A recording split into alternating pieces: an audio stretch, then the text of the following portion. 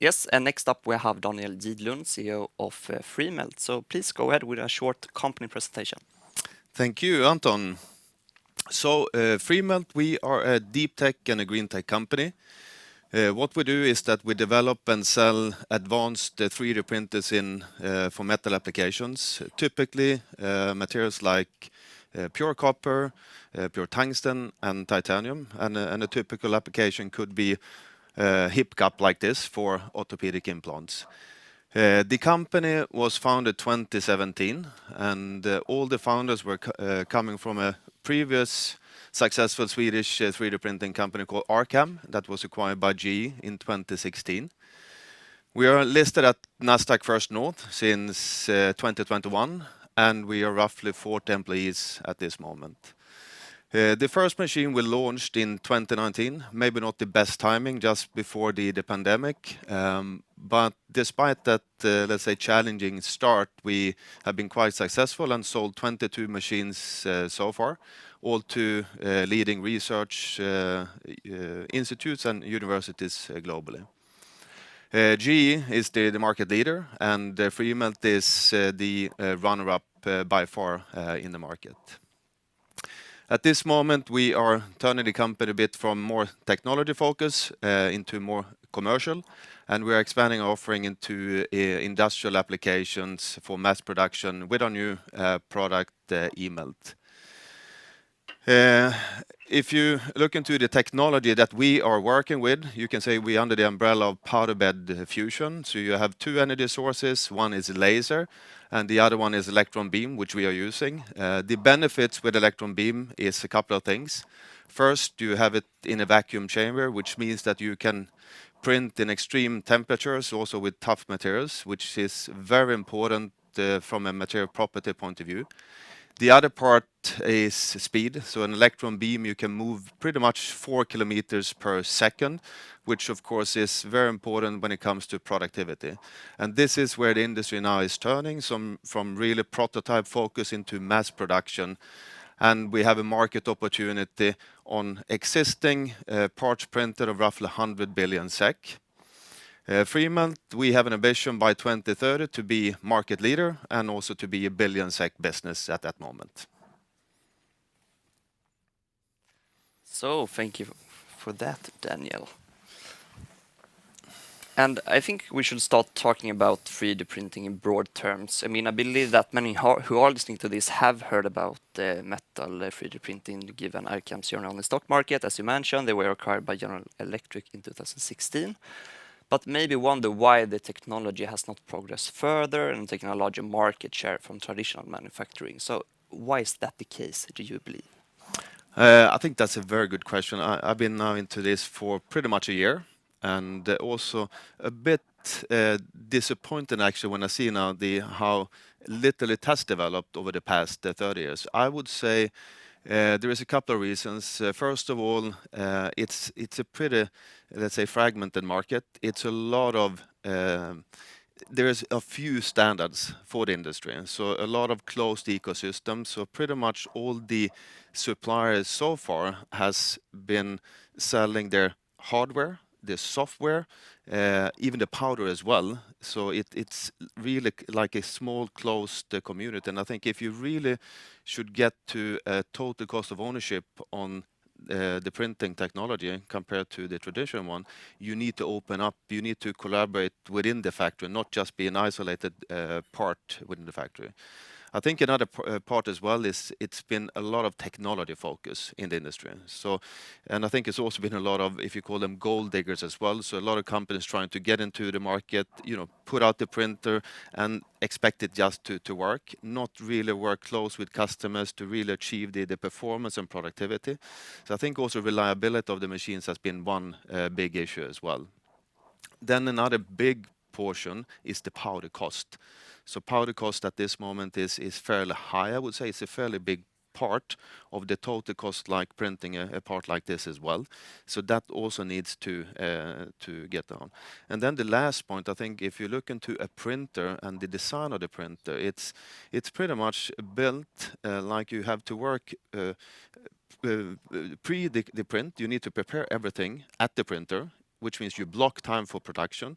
Then, of course, you have the printing, and then you have all the post processing as well that you also do at the printer. So you block the printer a lot pre and post printing, which of course, I mean, you get low availability to increase your productivity, which means the total cost of ownership is too high. So that I would say is the main reasons from my perspective.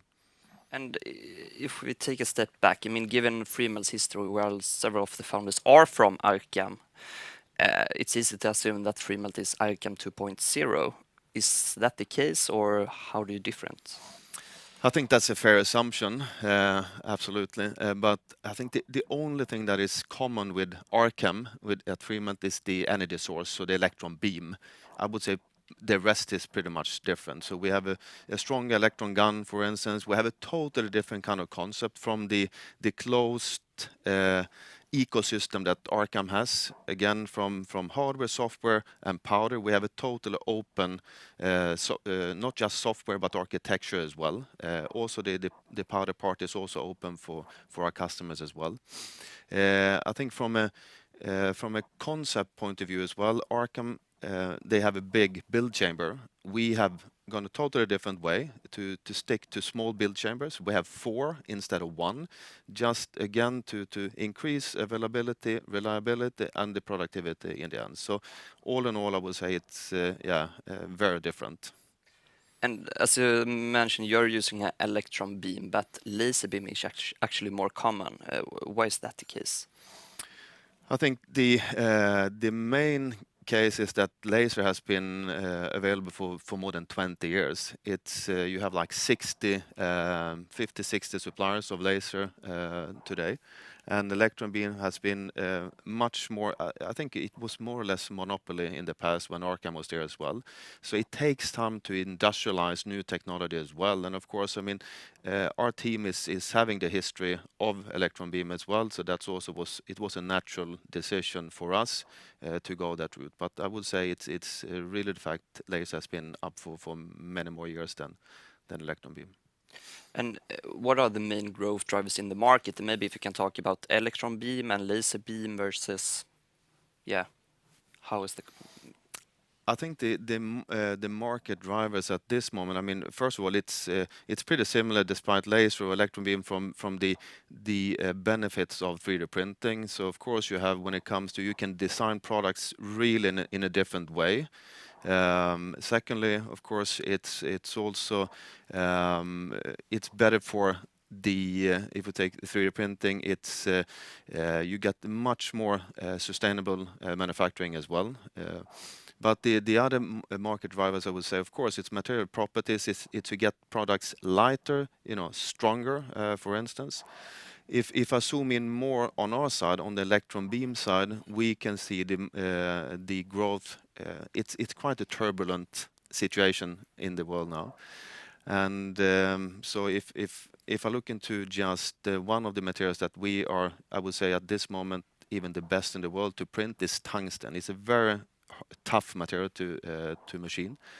There we see, for instance, both from a research point of view of identifying new kind of applications within tungsten, like in renewable energies, for instance. So if you take fusion, I would say also when it comes to fission, so in nuclear, defense, maybe unfortunately as well. You have in so energy, medtech, I would say, is also quite a driver. But then the other part is also that I would say a lot of companies now trying to move back from low-cost countries and China, trying to then if I come back to energy, to become less dependent also on the energy source situation from gas perspective. So that's why it's a lot of focus now on renewable energies, for instance, which for us is really beneficial. I would say also semiconductor is another area that we see also related to the situation in the world. So here it's new kind of innovation. If countries like US or Western uh, world countries should be competitive towards low-cost countries, we need to be more innovative in the way how to manufacturing, and that's why 3D printing is a very important, let's say, tool or technology for us to really start to compete again, to get down the total cost of ownership. If I give you one example as well, then I mean, take US for instance. They have a huge program now that they call America Makes, which is really again to bring back metal manufacturing to the US. And once again, if they will be able to compete with the low-cost countries, they have to be more innovative as well. And this is why America Makes is really about to industrialize 3D printing. So that will be a huge growth driver for us moving forward, or for the industry as such. Interesting. And we have actually got a question from the audience. So let's take that. How dependent on the development on the powder prices will you say the adoption of your industrial products are, if at all? I think at this moment it's quite dependent. So I think it's so far it's been quite few powder suppliers. I think it was quite evident. We were at Formnext, so the largest exhibition in the world for additive, 2 weeks back, and now there is popping up more and more powder suppliers as well. So the powder supply, as I said initially, this is a crucial part for to really enable the next step for industrialization of 3D printing.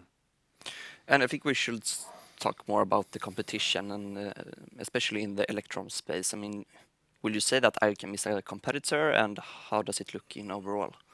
Of course, I mean, GE slash Arcam, of course, is still a competitor. With that said, I think it's quite obvious as well, the acquisition from GE was really mainly to source internally for aerospace and engines.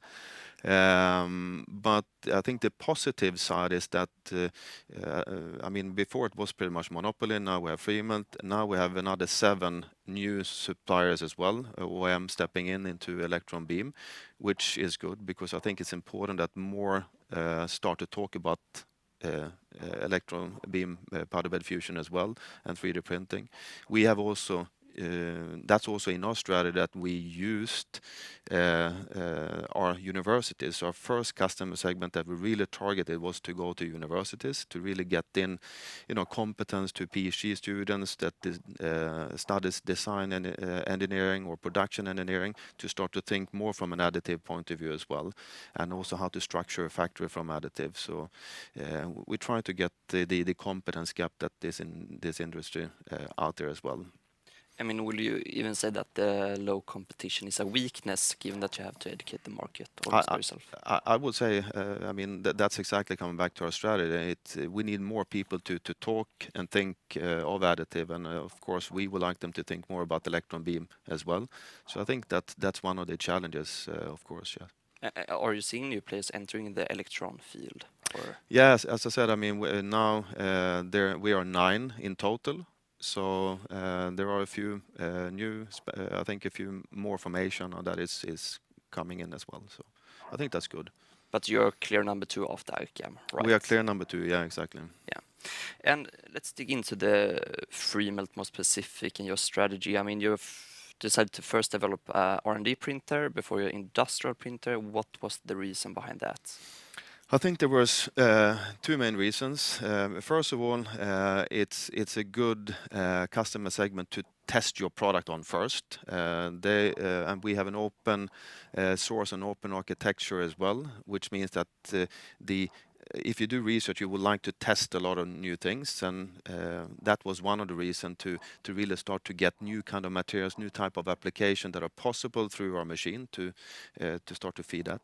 Secondly, as I mentioned as well, I mean, it also to start to feed the industry with more competence. So if we can let's call it, use the universities like ambassadors or influencers to the industry as well.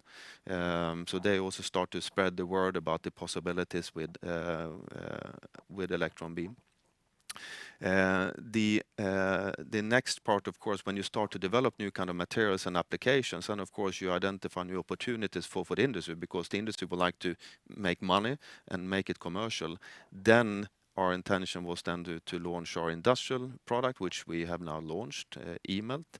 So that was really the reason behind to have a two-phase, let's say, strategy of product implementation as well.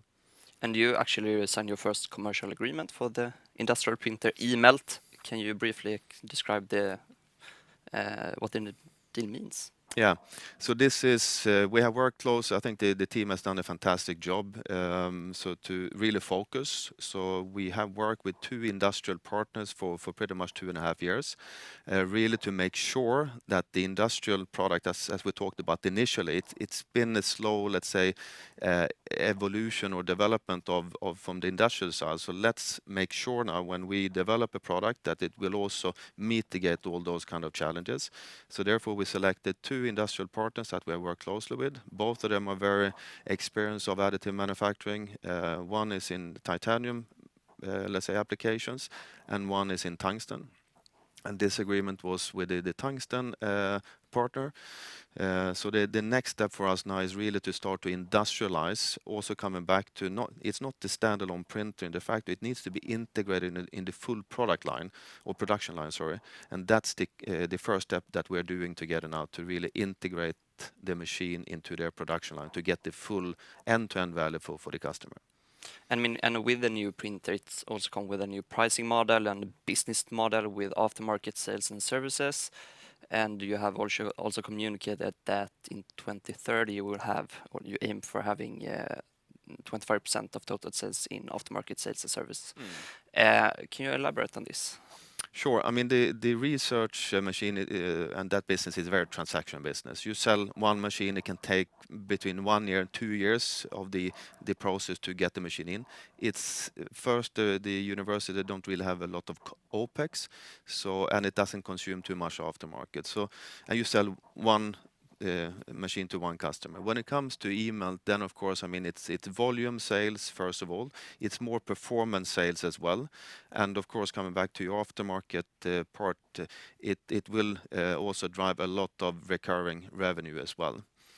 The 25% that we say at 2030 is, I would say, that's a low percentage, I would say. I would prefer to have it more than 50%, but in 2030 we are still in a steep, let's say, growth of sales of new machines, so that's why the percentage becomes a bit lower. But the aftermarket part, really, how we will differentiate us to the competition is to also work much closer with service and, you know, become a productivity partner to our customers. So the aftermarket part, as I said, I really aim to be the majority of our revenue, you know, if you go further in the future of the company as well. And how should we think regarding the traction of the industrial printer? I mean, do you think that the weak macro environment will affect the order intake negatively? Not really. I mean, I think the big challenge is it's a bit of hesitant as such. I mean, due to the history of 3D printing, poor reliability, etc. Now we introduce a new concept. So of course we need to prove to the industry that the total cost of ownership is lower. The applications that we work with, as I said before, I mean, energy, medtech, defense, what else do we have? Automotive as well from an electrification. All these, it's key focus at the moment. And so I don't see any kind of, let's say, challenges or issues at this moment on that regards now. And how are you going to scale up? I mean, how does the manufacturing process look like? Do you manufacture all your components on your own? And do you need a lot of inventory to serve your customers? I think what we have done now during the past year is really to outsource sub-modules to sub-suppliers, really to avoid to end up in a situation that we are a bottleneck when it's ramping up during the next couple of years. So the intention is actually to outsource more and more of the sub-assemblies of the machine as well. We do not. We also have, I would say, we have a very stable supply chain as well from sourcing of parts. So at this moment, I don't see any kind of big risk there. Nice. And the final one, what will your focus be in 2024, and where do you see the companies in 3 years? So for 2024, I mean, now we have really started to turn more commercial. So it's really to harvest now on the, let's say, increased demand on the research machine for IMIT One. That's still a key focus for us. And then, of course, now to really commercialize our industrial machines, eMELT as well. So that will definitely be the key focus. And of course, I mean, start the industrialization of the machine. In 3 years' time, then I expect that we have the industrial segment, of course, is the major part of our business. We have also empowered our business or customer responsibility to the 3 regions for sales, service, and application development, and that we have a healthy business situation in 3 years. Okay, thank you very much. Thank you.